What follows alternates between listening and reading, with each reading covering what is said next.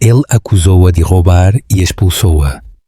4 anos depois, viu com os seus próprios olhos 2 meninas paradas ao lado dela. A cidade fora do escritório de Nuno Guedes fervilhava de luz e ambição, mas dentro da torre de vidro que albergava o seu império farmacêutico global, tudo se sentia afiado, frio e controlado. Ele estava parado junto à enorme janela do seu escritório em Lisboa, a contemplar o horizonte que há muito tempo tinha deixado de o impressionar. O cabelo louro perfeitamente penteado, os olhos azuis ilegíveis. O seu fato feito à medida apertava-se ao seu corpo como uma armadura. Nuno tinha 36 anos, um multimilionário feito a si mesmo, venerado nos círculos de negócios e temido pelos seus concorrentes. A emoção para ele era ineficiente, a confiança era um luxo e os erros imperdoáveis. O e-mail chegou mesmo antes das 19 horas, marcado como urgente pelo seu chefe de auditoria interna. Discrepâncias nos relatórios financeiros, transações assinaladas, dezenas de milhares movidas discretamente ao longo de vários meses. Uma investigação preliminar tinha reduzido a busca a alguém do seu círculo pessoal. Quando ele abriu o anexo final e viu o nome, Ana Costa, realçado a vermelho, algo dentro dele endureceu. O seu maxilar apertou-se e, sem parar para considerar alternativas, pegou no seu telemóvel e marcou o número dela. Ana chegou ao apartamento naquela noite para encontrar a porta já aberta. Entrou com cautela, os seus saltos a ecoarem suavemente contra o chão de mármore, sentindo a detenção antes de o ver. Ele estava parado na sala de estar, o nome dela já frio na sua boca. Eu confiei em ti, disse sem a cumprimentar, e tu tens me andado a roubar. Ela ficou imóvel, o seu cabelo escuro preso sem apertar, os seus olhos a abrirem-se com incredulidade. De que é que tu estás a falar? Não te faças de inocente. Ele retorquiu. Os registros contabilísticos mostram fundos desaparecidos, transferências rastreadas para as tuas credenciais de acesso. Ela deu um passo em frente, com as mãos ligeiramente levantadas, como se estivesse a aproximar-se de um animal selvagem. Nuno, eu não sei o que eles encontraram, mas eu não tirei nada. Eu nunca o faria. Não, ele interrompeu-a. Tu não és uma pessoa qualquer. Tu vivias aqui. Tu tinhas acesso à minha vida e tu usaste-o. A sua voz quebrou, a respiração superficial. Tu pensas que eu te trairia assim? Eu acho que as provas falam por si. Ela olhou para ele, atônita. Por um momento, algo piscou por trás dos seus olhos. Não raiva, não pânico, apenas uma tranquila devastação. Eu pensei que tu me conhecias melhor, sussurrou ela. Claramente não, respondeu ele. O silêncio que se seguiu foi insuportável, os segundos antes de uma tempestade. Ela não chorou, não implorou. Simplesmente virou-se e caminhou para o quarto, recolheu as suas coisas numa pequena mala de viagem e regressou sem dizer uma palavra. Quando ela passou por ele, ele não se moveu. Não lhe pediu para ficar. Nem sequer olhou para ela. Na porta, ela parou. Um dia tu vais te aperceber do que tu perdeste. Depois ela foi embora. O trinco fechou-se atrás dela, definitivo e ressonante. Nuno permaneceu imóvel, com os punhos cerrados ao seu lado. Ele não falou com mais ninguém naquela noite. Não voltou a ler os relatórios nem pediu esclarecimentos. Ele disse a si mesmo que tinha feito o certo, cortar a podridão antes que ela se espalhasse. Mas algo não encaixava, não culpa. Algo mais frio, mais pesado. Algo como o silêncio. O que ele não sabia era que Ana não só tinha saído com uma mala naquela noite. Ela tinha saído a carregar 2 vidas dentro dela, ainda pequenas e silenciosas, a crescer debaixo do seu coração. E para quando ele chegasse a questionar o que realmente tinha acontecido, Já seria demasiado tarde para parar o desenrolar da história. 4 anos tinham-se passado, mas Nuno nunca se permitiu voltar àquela noite. Ele tinha-a enterrado como ele enterrava tudo o que o fazia sentir-se inseguro, sob conquistas, resultados trimestrais e projetos intermináveis. O nome de Ana nunca atravessou os seus lábios, nem em público nem em privado. Segundo o mundo, ela tinha desaparecido e Nuno tinha seguido em frente. Mas algo do silêncio que ela deixou nunca tinha deixado de o seguir, não por completo.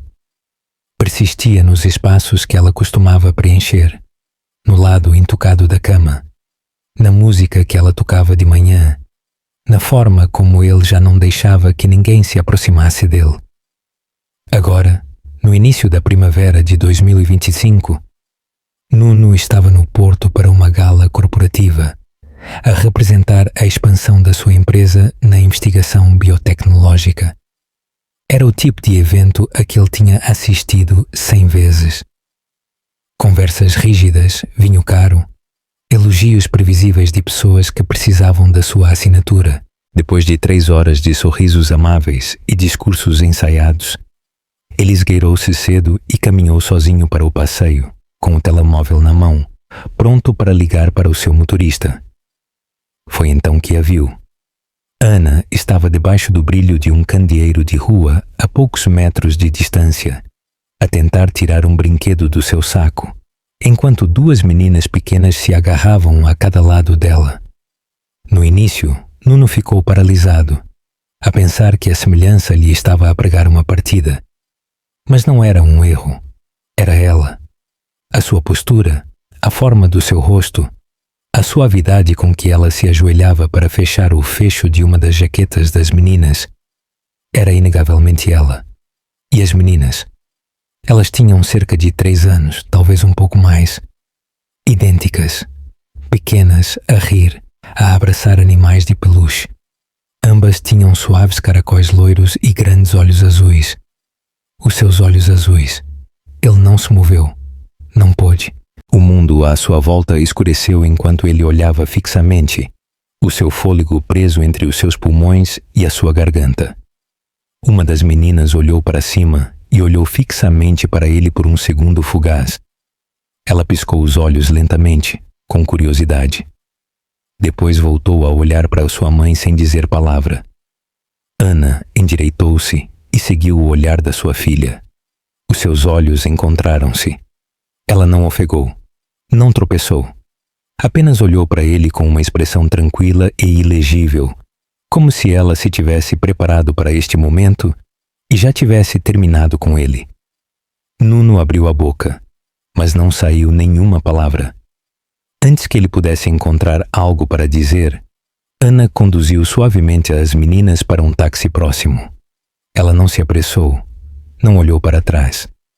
A porta do carro fechou-se com um suave baque, e um momento depois, o táxi afastou-se na noite. 2 pequenas caras coladas à janela, a observar a cidade a desfocar-se à sua volta. Nuno permaneceu imóvel, completamente quieto, enquanto as pessoas passavam por ele no passeio, sem se aperceberem de que o seu mundo tinha acabado de mudar. Ele não tinha a certeza de quanto tempo esteve ali antes de o seu motorista se aproximar e lhe perguntar se ele estava pronto para ir. Ele sentiu-a lentamente, os seus olhos ainda fixos na rua onde o táxi tinha desaparecido. Algo dentro dele, algo que ele tinha enterrado 4 anos atrás, tinha acabado de vir à superfície. E ele soube, sem necessidade de que ninguém lhe confirmasse, que ele tinha acabado de ver as suas filhas pela primeira vez. Nuno não conseguiu dormir naquela noite. Ele andou de um lado para o outro na suíte do seu hotel, revivendo a cena uma e outra vez na sua mente. Ana debaixo do candeeiro de rua, as gêmeas ao lado dela, o momento fugaz em que os seus olhos se tinham encontrado e a expressão do seu rosto, não de surpresa, não de arrependimento, não de raiva, apenas uma tranquila distância. Ele ainda conseguia ver a forma como a menina o tinha olhado, a leve e curiosa inclinação da sua cabeça, como se estivesse a olhar para um espelho que não fazia sentido. Ele não precisava de provas. As meninas eram suas. Ele soube de uma forma que transcendia a lógica e que ia diretamente para a parte dele que tinha estado vazia durante 4 anos. De manhã, ele tinha tomado a decisão. Ele não a contactou diretamente. Ele sabia que ela não responderia, não depois do que tinha acontecido. Em vez disso, ele contratou alguém. Discreto. Um investigador privado com quem ele já tinha trabalhado antes. Ele não queria vigilância nem pressão. Apenas um endereço. Algo simples. Algo humano. Em 3 dias, ele teve-o. Uma modesta casa geminada numa área tranquila de Sintra. Nada extravagante. Não o tipo de lugar em que Nuno imaginou que Ana terminaria, mas talvez esse fosse o ponto. Ela tinha reconstruído a sua vida sem ele. Foi uma tarde de terça-feira. Ele não disse a ninguém no escritório. Nem sequer disse ao seu motorista. Ele pegou num carro de aluguer, estacionou no fim da rua e sentou-se durante quase 20 minutos a olhar para o pequeno jardim da frente, a observar como os brinquedos se espalhavam pelo relvado, desenhos com giz na calçada, um triciclo virado de lado, um pequeno par de sapatos perto dos degraus. Era uma vida plena e bonita da qual ele não fazia parte. Finalmente, ele saiu e caminhou para a porta. Quando ela abriu, não pareceu surpreendida. Ela parecia cansada, como se tivesse sabido que este momento chegaria e se tivesse preparado para ele. Nuno, disse ela simplesmente. Eu preciso de falar contigo, respondeu ele. A sua voz era calma, mas por dentro tudo tremia. Ana não o convidou a entrar. Ela saiu e fechou a porta suavemente atrás dela. O som dos risos das crianças abafado no fundo. Tu não devias estar aqui, disse ela. Eu vi-te, no restaurante. As meninas, elas são minhas filhas, disse ela, com tom firme. Elas também são minhas, disse ele, e ela não o corrigiu. Por um momento, ela estudou-o. Ele parecia cansado, mas não da mesma maneira que quando eles estavam juntos.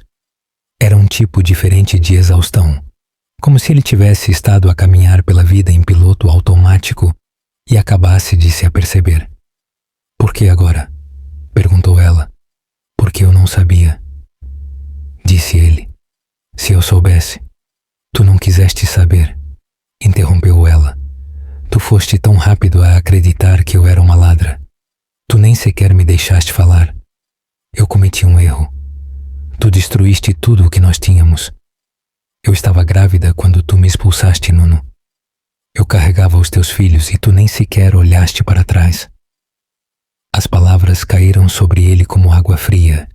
Ele sentiu no peito um peso tão profundo que lhe custava respirar.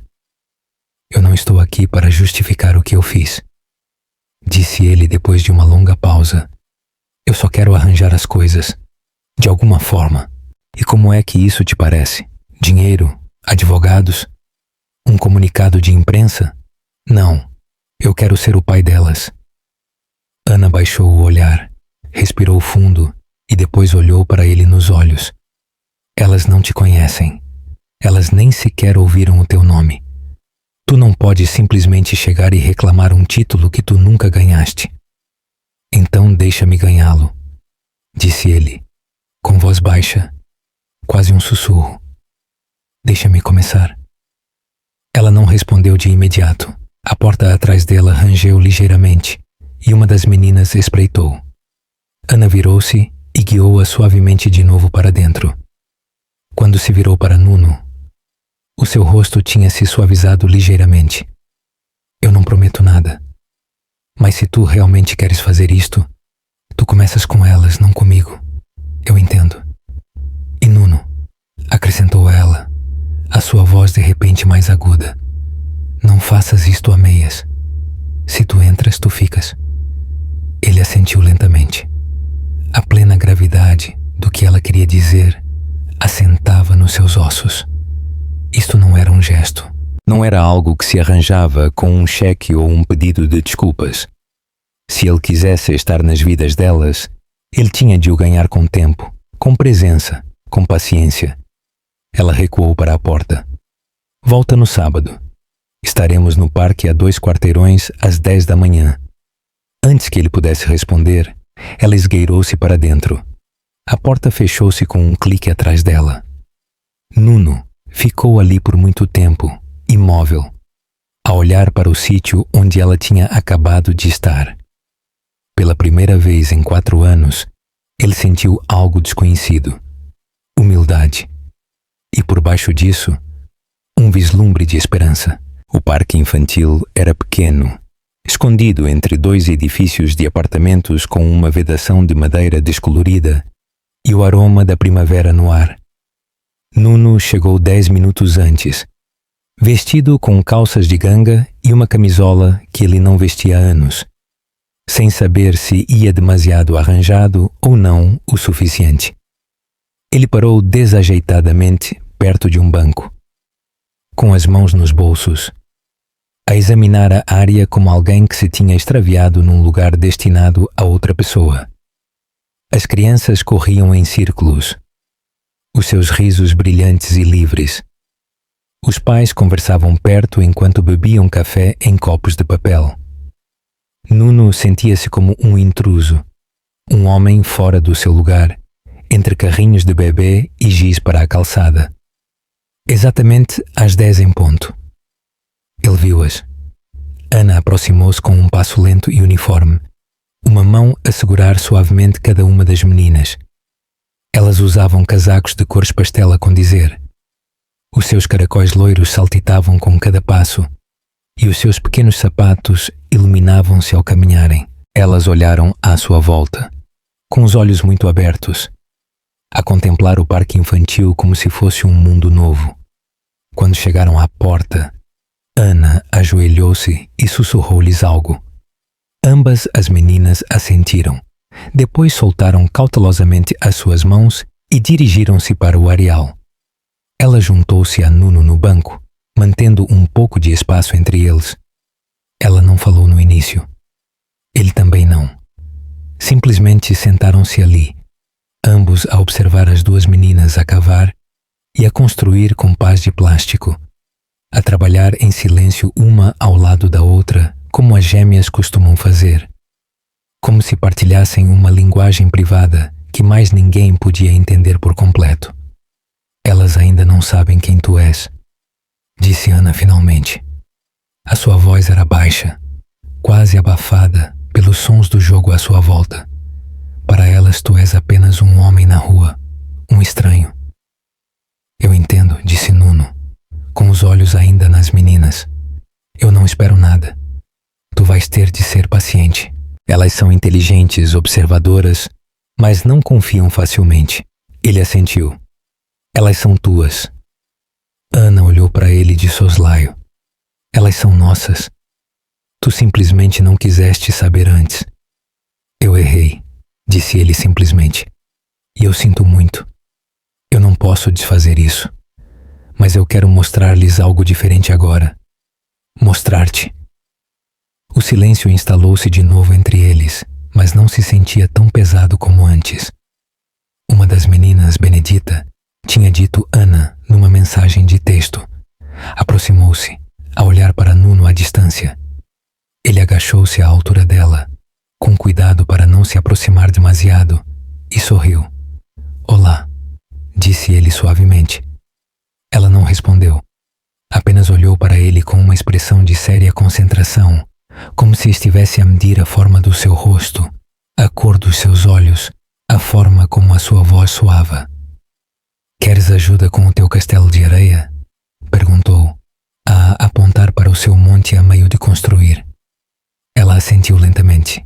Depois virou-se e regressou sem dizer uma palavra, a olhar por cima do ombro uma vez para se certificar de que ele a seguia. Durante a seguinte hora, Nuno sentou-se na areia, a construir castelos tortos, a cavar túneis e a fingir espanto de cada vez que eles enterravam um brinquedo e o descobriam de novo. As meninas não diziam muito, mas não se afastavam. Entregavam-lhe paz. Riam quando ele fazia ruídos de animais. Apontavam para pássaros e exigiam que ele adivinhasse os seus nomes. Não era conexão, ainda não, mas era algo perto de um começo. Ana observava do banco, com os braços cruzados folgadamente, o seu rosto ilegível, mas de vez em quando ela sorria, não porque quisesse, mas porque não podia evitar. Quando chegou à altura de ir, as meninas abraçaram-se para se despedirem como sempre faziam. Enquanto se afastavam, Carlota virou-se e acenou a Nuno. Não foi um grande aceno, apenas um pequeno e tentativo, como para dizer: tu passaste no primeiro teste. Ana não falou enquanto as apertava no carro. Não era necessário. A forma como ela olhou para ele enquanto se sentava no lugar do condutor dizia mais do que as palavras teriam dito. Tu não estás perdoado, ainda não, mas talvez já não sejas um estranho. Nuno ficou no estacionamento muito depois de o carro se afastar, a observar como o sol se filtrava entre as árvores e a sentir, pela primeira vez em anos, como se algo dentro dele estivesse a acordar. Não culpa, não arrependimento, algo melhor, algo que ele não sentia desde antes de a perder. Talvez fosse esperança, talvez fosse amor, ou talvez fosse o começo de ser o tipo de homem a quem as suas filhas algum dia se aproximariam em vez de fugir. Durante as semanas seguintes, Nuno começou a aparecer com regularidade. No parque, na biblioteca onde Ana costumava levar as meninas para a hora da história e às vezes simplesmente fora da sua casa quando era convidado, sentado nos degraus do alpendre com um saco de livros para colorir ou pequenos puzzles que ele mesmo tinha escolhido. Ele nunca chegava sem avisar. Nunca ficava demasiado tempo. Ele deixava que as meninas o guiassem e Ana observava-o de perto, não como um teste, mas porque ela não sabia como parar de o observar. Para alguém que antes se tinha fechado tão facilmente, Nuno estava a tornar-se amável, intencional, presente. No início, as meninas trataram-no como um novo vizinho. Faziam perguntas cautelosas, muitas vezes através de Ana. Tinham curiosidade sobre o seu carro, sobre se ele gostava de rãs ou morangos, sobre se ele conseguia atar os sapatos sozinho. Mas à medida que as visitas se tornaram mais longas e consistentes, o tom mudou. Nuno começou a tornar-se uma figura habitual. Não totalmente um pai ainda, mas algo mais do que um visitante. Eles riam mais alto quando ele chegava. Corriam para lhe mostrar os seus desenhos, subiam para o seu colo sem perguntar e contavam-lhe histórias sem sentido que não tinham lógica, mas que lhe iluminavam o rosto como o nascer do sol. Depois veio a conversa sobre os direitos legais. Nuno não a levantou. Ana o fez. Eles estavam sentados no seu alpendre traseiro enquanto as meninas dormiam a sesta lá dentro, o monitor de bebés a zumbir suavemente entre eles. Um suave vento primaveril movia as cortinas por trás da porta mosquiteira. Tu precisas de estar nos certificados de nascimento delas, disse ela claramente. Ele piscou os olhos, surpreendido. Eu não esperava que tu dissesses isso. Eu não o faço por ti, disse ela. Eu faço-o porque em breve elas vão começar a fazer perguntas de verdade. Sobre onde tu estavas. Por que é que tu não estavas lá? Quem elas são? E quando elas o fizerem, eu quero que a resposta seja honesta. Ele engoliu em seco. Eu quero estar lá para tudo isso, não só para as partes fáceis. Ela assentiu. Então prova-o, não só no tribunal, todos os dias. Eles apresentaram os documentos juntos. Foi clínico, processual, assinaturas, verificações de identidade, uma audição com um juiz de família que revistou os documentos e estudou-os a ambos, como se eles mal se aguentassem de pé. Mas quando o juiz olhou para cima e perguntou se algum deles tinha algo a acrescentar, Ana falou primeiro. Eu não estou aqui porque eu confio facilmente, disse ela. Eu estou aqui porque eu vi no que ele se está a tornar. E eu quero que as minhas filhas cresçam a conhecer a versão do pai delas que está aqui agora, não a que foi embora. O juiz assentiu lentamente. E o senhor, Sr. Guedes? Nuno limpou a garganta. Eu errei. Eu agi sem pensar, sem ouvir. E eu perdi anos que eu nunca poderei recuperar. Mas eu estou aqui agora. E eu estarei aqui amanhã. E todos os dias depois disso. Porque elas são minhas. E eu quero ganhar o direito de ser delas. O juiz concedeu-lhe os seus direitos parentais naquele dia. Não houve fanfarra nem aplausos. Mas Nuno saiu do tribunal com o tipo de respiração tranquila e trêmula que se produz quando o coração finalmente volta a funcionar. Naquela noite, Ana permitiu-lhe deitar as meninas. Ele leu-lhes uma história sobre um urso que não conseguia hibernar e que acabou por descobrir a primavera. As meninas aninharam-se a cada lado dele, com os olhos meio fechados, os seus pequenos dedos enrolados à volta do seu polegar. Quando a história terminou, Carlota perguntou-lhe se ele voltaria no dia seguinte. Eu voltarei, disse ele suavemente, todas as manhãs. Ana estava na porta a observar. Ela não disse uma palavra, mas quando ele se virou para ir embora, ela estendeu a mão sem pensar e roçou ligeiramente o braço dele. Não era perdão. Ainda não. Mas era a primeira vez que ela o tocava em 4 anos. E isso significava algo. Algo que nenhum dos dois podia explicar, mas que ambos sentiam. Algo real. Algo frágil. Algo que começava. A chuva caía com um ritmo constante naquela tarde, a bater nas janelas do escritório de Nuno, enquanto ele olhava fixamente para o ecrã do seu computador. A cidade de baixo estava desfocada em cinzento, e por uma vez o trabalho não conseguia distraí-lo. Os seus pensamentos estavam emaranhados com memórias, as que ele tinha afastado durante demasiado tempo. Quase 2 meses tinham-se passado desde que o tribunal tinha reconhecido os seus direitos parentais, e tudo tinha mudado. As meninas agora chamavam-no pai, sem hesitar. Faziam-lhe desenhos e corriam para os seus braços quando ele chegava. Mas ainda assim, algo persistia entre ele e Ana. Algo por resolver. E roía-o, mais silenciosamente do que a culpa, mas mais profundamente do que o arrependimento. Mais tarde naquela semana, Ana apareceu inesperadamente no seu escritório. Ela parecia cansada, mas não chateada. Ela entrou com uma pasta na mão e uma estranha expressão no seu rosto. Parte hesitação, parte resolução. Nuno levantou-se no momento em que a viu, o coração a subir-lhe à garganta. Ela não se sentou, simplesmente deixou a pasta sobre a secretária e empurrou-a para ele. Eu encontrei isto quando eu estava a revirar algumas coisas velhas, disse ela em voz baixa. É da noite em que tu me acusaste. Ele hesitou. Depois abriu lentamente a pasta. Lá dentro havia cópias de memorandos internos da empresa, registros assinados e uma cadeia de e-mails impressa que detalhava um erro técnico que envolvia outro funcionário. Os seus olhos examinaram os documentos e a verdade atingiu-o como um soco no estômago. Ana não tinha tirado nada. Os fundos desaparecidos tinham sido parte de uma falta de comunicação e de um erro administrativo que mais alguém tinha encoberto para proteger o seu trabalho.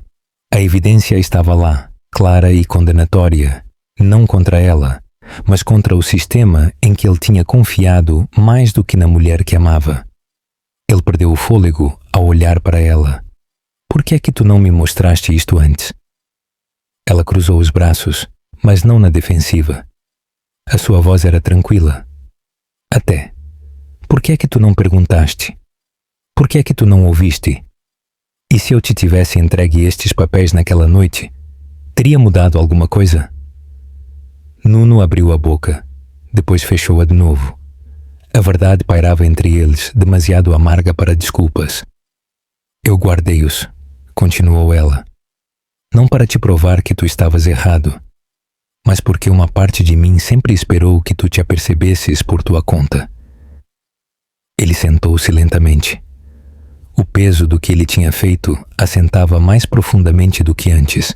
Isto não era só sobre a custódia, ou os direitos, ou mesmo os anos perdidos. Tratava-se de confiança, do tipo que não se pode reconstruir com ordens judiciais ou visitas agendadas. Tratava-se do momento em que ele tinha escolhido o medo em vez da fé, em alguém que ele outrora afirmou amar. Eu tive medo, disse ele finalmente. Medo de estar errado, de ser usado. Eu deixei que esse medo destruísse tudo. Ana olhou para ele, e pela primeira vez em muito tempo, ele viu a dor por trás da sua fortaleza. Não amargura, não ressentimento, apenas um tranquilo esgotamento.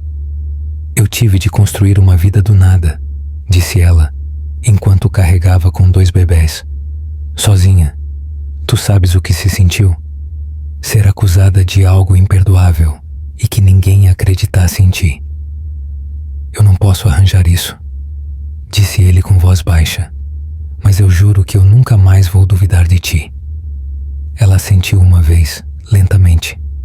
Depois de um momento, virou-se para ir embora. Antes de chegar à porta, ela parou. As meninas estão a olhar para nós, disse suavemente. Se nós queremos que elas saibam como é o amor, nós temos de lhe mostrar, mesmo que nós ainda o estejamos a descobrir. Depois ela foi embora, deixando a porta a balançar suavemente atrás dela. Nuno ficou ali por muito tempo, a olhar para a pasta que tinha o poder de mudar tudo. Se ele apenas se tivesse preocupado em lê-la 4 anos antes. Mas naquele momento, ele entendeu algo que ele não tinha entendido antes. A redenção não era apenas sobre estar presente. Tratava-se de assumir a responsabilidade, não pelo resultado, mas pela ferida. Naquela noite, ele não levou um presente às meninas. Ele levou uma carta, escrita à mão, para a Ana. Não para se desculpar de novo, mas para contar toda a verdade. Sobre o seu medo, sobre o seu fracasso, e sobre como ele estava pronto, não só para ser pai, mas para se tornar alguém digno da vida que ele quase perdeu. O verão chegou suavemente, e com ele, um ritmo que nem Nuno nem Ana esperavam voltar a sentir. As meninas agora procuravam Nuno com a mesma naturalidade com que elas procuravam Ana. Os seus dias cheios de jogos e perguntas, e pequenos rituais que faziam com que a sua presença se sentisse permanente. Ele tinha alugado uma pequena casa geminada a apenas 10 minutos da casa delas. Não porque ele a precisasse, mas porque ele queria que as meninas sentissem que ele estava perto. Suficientemente perto para aparecer a hora da história, para as ir buscar à creche, para os dias em que uma delas acordava com febre e só precisava de ser abraçada.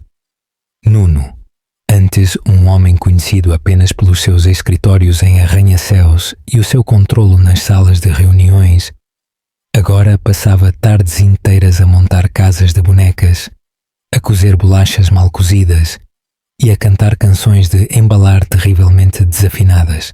Ana, cautelosa por natureza e por hábito agora, não resistia à sua implicação, mas também não se deu demasiado depressa.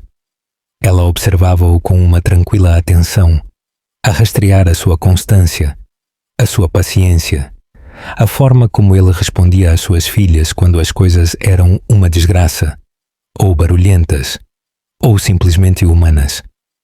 Ela notou como ele já não pegava no seu telemóvel quando estava com elas, como ele se sentava em pequenas cadeiras de plástico e ouvia as suas histórias sem sentido, como se fossem as palavras mais importantes alguma vez proferidas. Ele não estava a brincar a ser pai. Ele estava a tornar-se um. Às vezes, Ana ficava para o jantar. No início era prático, questão de horários, logística, conveniência. Depois, o momento prolongava-se um pouco mais. Ela ajudava a limpar. Eles partilhavam café. Falavam cautelosamente das meninas, dos seus dias e, finalmente, em voz baixa, do passado. Ele não se defendia. Ela não acusava. Simplesmente deixavam que o ar entre eles se assentasse com a verdade que nenhum tinha dito em voz alta há anos. Uma noite, depois de as meninas se terem adormecido nas suas camas individuais a condizer, Ana ficou na soleira da porta. A casa estava em silêncio, exceto pelo zumbido da luz noturna e o suave som da sua respiração. Nuno estava parado ao lado dela, com os braços cruzados, a sua expressão suave e cheia de espanto. Ela diz que agora sonha com castelos, sussurrou Ana, a sentir a falta de Carlota, grandes com janelas que tocam o céu. Eu costumava pensar que tudo o que eles queriam de mim seriam respostas, murmurou Nuno. Mas são histórias. Eles querem histórias. Ana virou-se para ele, o seu rosto ilegível. Eles querem-te a ti, mas eles também querem segurança, consistência. Que tu estejas aqui, não só agora, mas sempre. Eu estarei, disse ele, custe o que custar. Ela assentiu lentamente, e por um momento, o espaço entre eles sentiu-se menos como um limite e mais como um começo. Mais tarde nessa semana, Benedita subiu para o seu colo e perguntou-lhe por que é que ele não vivia na mesma casa que eles. A sua voz era curiosa, não triste, mas a pergunta chegou-lhe profundamente. Ele não respondeu de imediato. Então Ana, sentada do outro lado da sala a dobrar a roupa, olhou para cima e respondeu suavemente. Às vezes, os adultos precisam de tempo para entender onde está o seu verdadeiro lar. Benedita aceitou a resposta, a aninhar-se mais nos braços de Nuno, já a adormecer. Naquela noite, Nuno ficou um pouco mais. Depois de Ana deitar as meninas, eles sentaram-se nos degraus traseiros em silêncio, a lua a espreitar por trás de nuvens finas. Eu costumava pensar que o amor significava fazer grandes promessas, disse ele, mas talvez seja apenas sobre aparecer, em silêncio, todos os dias. Ana olhou para ele. Tu estás a aprender. Eu estou a tentar, disse ele. Tu estás a fazê-lo, respondeu ela. Ela não disse mais, mas quando ela se levantou para ir, ela não foi com a mesma rigidez cautelosa de antes. Em vez disso, ela parou. Olhou para trás uma vez e sorriu. Não educadamente, não cautelosamente, mas com calor. E esse pequeno e inesperado sorriso ficou com ele a noite toda, como uma porta que se abria depois de anos de estar fechada. A manhã do 4º aniversário das meninas chegou com luz dourada que se espreitava pelas janelas e o som de pequenos pés a baterem no chão de madeira.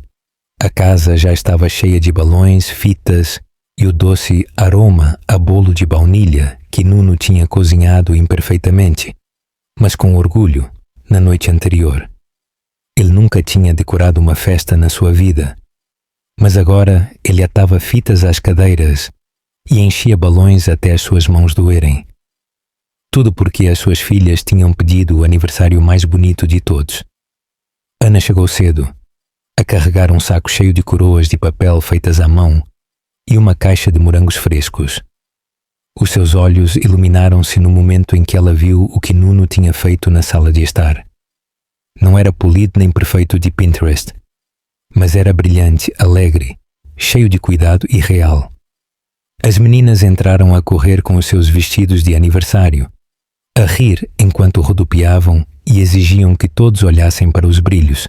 Ambas abraçaram Nuno primeiro, depois correram para Ana, cobrindo-a de beijos e puxando-a para que ela as ajudasse a pôr as suas coroas. Pela primeira vez em 4 anos, sentiu-se como uma celebração familiar, não um arranjo, não um compromisso, uma alegria real e partilhada. Os convidados chegaram em ondas. Vizinhos, amigos da creche, primos da Ana, e até um dos amigos mais antigos de Nuno da universidade, que tinha voado depois de ouvir que algo grande estava a acontecer na sua vida. O quintal transformou-se num parque de jogos com serpentinas coloridas, pintura facial, pequenas mesas e uma máquina de bolhas que funcionava quase sem parar. As meninas saltitavam entre os seus pais, a arrastá-los para jogos, a entregar autocolantes e a anunciar com orgulho a qualquer pessoa que quisesse ouvir: aquele é o meu pai e aquela é a minha mãe. Nuno notou a forma como Ana se ria mais livremente agora, a forma como os seus olhos se demoravam nele mais tempo do que antes sem se tensionar. Como ela já não se encolhia perante a proximidade ou os momentos de tranquilidade. Depois dos jogos, do bolo e do coro de parabéns, as crianças reuniram-se num círculo sobre uma manta de piquenique e Benedita, de repente, levantou-se. Segurando um pedaço de papel dobrado, sussurrou algo ao ouvido da sua irmã, que assentiu solenemente. Nós fizemos um desejo, anunciou Benedita, a agarrar o papel com ambas as mãos. É para a mamã e para o papá. Carlota parou ao lado dela e acrescentou: é muito importante. O pátio ficou em silêncio por um momento. Alguns pais riram suavemente, comovidos, enquanto outros desviaram o olhar para dar espaço a algo tão pessoal e cru. O coração de Nuno encolheu. Olhou para Ana, que piscava rapidamente, a tentar não chorar. Mais tarde, depois de a festa terminar e o último dos convidados ter ido embora, Nuno e Ana sentaram-se à mesa da cozinha, a casa em silêncio de novo. As meninas tinham adormecido uma ao lado da outra, num forte improvisado feito com almofadas de sofá e mantas. Nuno segurou o papel do desejo na sua mão, alisando-o com o polegar. Eu não lhes pedi para escreverem isso, disse ele suavemente. Eu sei, respondeu Ana. É o que eles querem. E tu? Ela continuou a traçar a borda da sua chávena de café. Eu nunca pensei que nós voltaríamos do que aconteceu, mas ao ver-te com eles, ao ver-te a tornar-te neste homem, eu acho que talvez nós não tenhamos perdido tudo. Talvez nós só tenhamos feito uma pausa.